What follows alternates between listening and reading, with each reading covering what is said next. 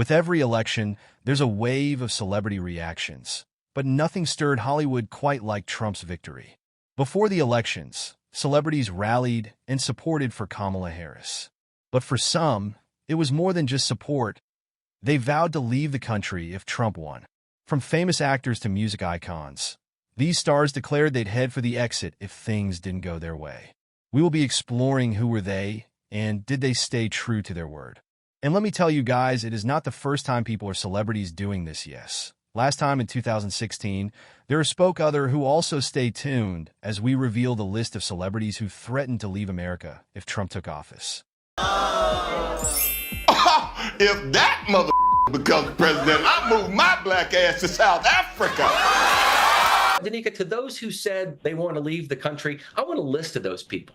I want to make sure we're keeping tabs of where they are, because you know what? I would sing to them exactly like NSYNC sang. Bye, bye, bye.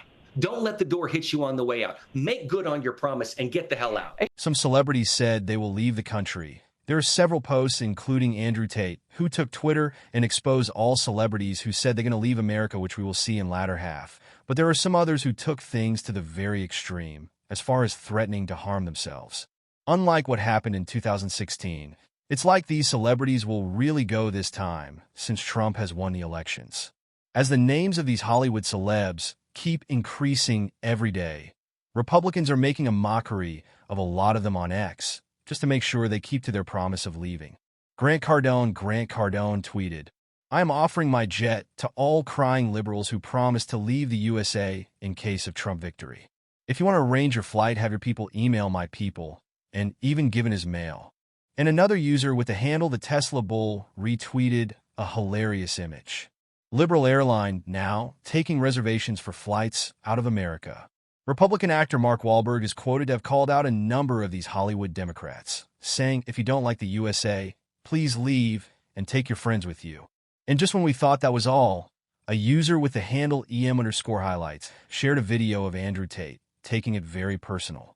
In fact, I have a long list here of all the people who said they were going to leave America if Trump wins. Where's the list? Let's read out all these names. There we go. Alec Baldwin.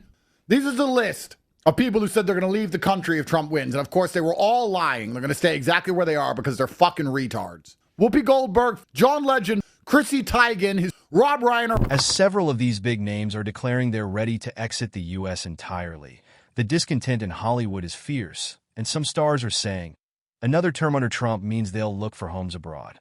Nancy Pelosi, Hillary Clinton, Tom Hanks, Lady Gaga, Taylor Swift, Bill Gates, Jane Fonda, Madonna, Mark Ruffalo, Kim Kardashian, Hunter Biden, Robert De Niro, Miley Cyrus, Travis Kelce. Just like Tate has mentioned, Cher has been one of Trump's most vocal critics.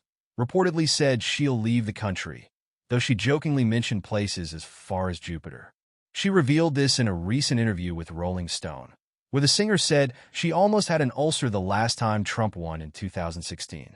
Her frustrations with Trump date back to his initial campaign, and this time, she said her health can't handle it if he remains president. See, Bobby Altoff, Rashida Tlaib, Stormy Daniels, Anthony Fauci, Eminem, Ellen, Sean Penn, Sharon Stone, Ashley Judd, Tommy Lee, Bryan Cranston, Billy Joe Armstrong. So we have Alec Baldwin, Whoopi Goldberg, John Legend, Chrissy Teigen, Rob Reiner, Barbara Streisand, Cher, Nancy Pelosi, Hillary Clinton, Megan Rapinoe, Tom Hanks, Amy Schumer, Alexandria Ocasio-Cortez, AOC, Lady Gaga, Taylor Swift, Bill Gates, Jane Fonda, Madonna, Mark Ruffalo, Kim Kardashian, Bruce Springsteen, George Clooney, Hunter Biden, Oprah, Robert De Niro, Samuel L. Jackson, Miley Cyrus, Bono, Travis Kelce, Bobby Althoff, Rashida Tlaib, Stormy Daniels, Anthony Fauci, George Soros, Diddy, Eminem, Elon, Sean Penn, Sharon Stone,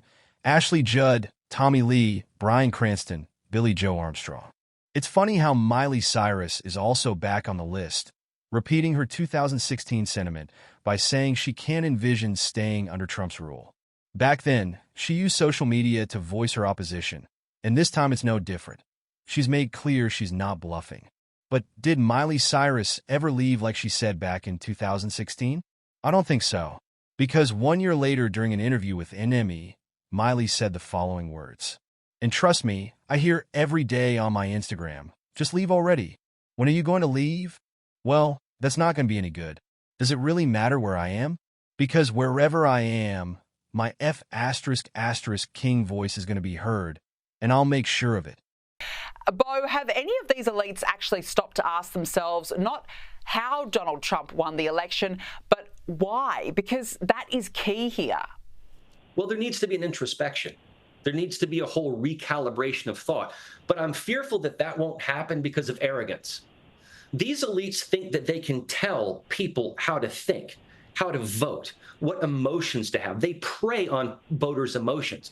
But the difference is the American voter won in this. They couldn't control their minds. And I think that's so critical to understand, that they've got to have a reckoning. The media has to have a reckoning. The elites have to have a reckoning that they cannot control the American voters. In her case, British actress Sophie Turner from Game of Thrones expressed concerns about raising her children in the U.S., especially with growing issues like gun violence and the overturning of Roe v. Wade. After a recent school shooting and seeing where policies could go under a Trump presidency, she's reportedly looking back across the Atlantic. America Ferrera, known for her role in Ugly Betty, is similarly devastated, hoping to give her family a more stable future somewhere outside the country. For her, Trump's policies have overshadowed the optimism she once held about America's progress. Absolutely. Bye, bye, bye. Good riddance. I like that one. And now what I found interesting was the female turnout. It was a significant part of... Harris lost ground with female voters. 54% women voted for Harris. That's 3% less than what Biden had won in 2020. There is no lie when I say Harris overemphasized on abortion rights while blaming Trump in the whole election. And this may be great for Harris, but she forget it was not the only thing in America. She cannot even emphasize on anything economical, even she has been vice president for 4 years now. So, with the cost of living crisis with inflation, with anemic growth and employment is no issue for her. Now let's get back to our main video. Monolithic. She really pandered to women, and in a bad way, and thought that they were single-issue voters, and they weren't. And I just got to say this too, Danica. Just today, Donald Trump appointed the very first female chief of staff in American history. So for all this identity politics and saying that Donald Trump is a misogynist, BS. Look what he did. Actions speak louder than words. Now, we saw something during the campaign that we've never really seen before, and that was the influence of podcasts. Trump did Joe Rogan, one of the most popular podcasts in the world, but he also appeared on a number of others hosted by young anti-woke men like Theo Von, Lex Friedman, Logan Paul, for example. And Bo, this is quite interesting because all these men, I guess, speak to a crucial part of Trump's base of less educated young men, but who are disaffected with progressive politics. Was this a secret weapon for the campaign? I think it was. You know, a lot of men supported Donald Trump. He had about an 18% advantage on Kamala Harris in terms of men. But young men listened to him. And again, why? Because he spoke to them. He wasn't too good to go on Joe Rogan. And Joe Rogan offered for Kamala Harris to come on his podcast, and she said no. She thought she was too good for it. See, that's the difference in these two campaigns. Donald Trump went to these people and went on these podcasts and said, I'm not too good for it. You can ask me anything you want. It appealed to young men's humor, to their sensibilities. And I think that people look up to Donald Trump as the alpha male. And the bigger issue is that this is a new era of citizen journalism. This is the beginning of the end of the legacy media. They can't tell you how to think anymore, because they've been wrong so many times. They've been inaccurate on their stories. Think about the Hunter Biden laptop story. It is the beginning of the end of them. So this is a new dawn, Danica. It's a new day, and it's the birth and the championship of free speech in this country. And I'm so happy about it. But it's not just the expected voices. A wide range of Hollywood personalities, from Al Sharpton to Barbra Streisand, have joined the chorus. Streisand, a longtime vocal critic, has spoken about relocating either to Australia or Canada, depending on where she feels her rights are more secure.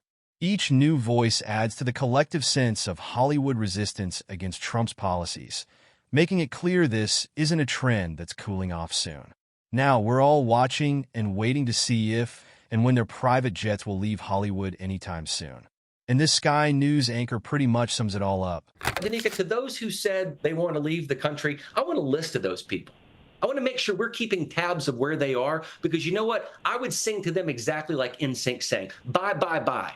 Don't let the door hit you on the way out. Make good on your promise and get the hell out. So, will any of them really leave?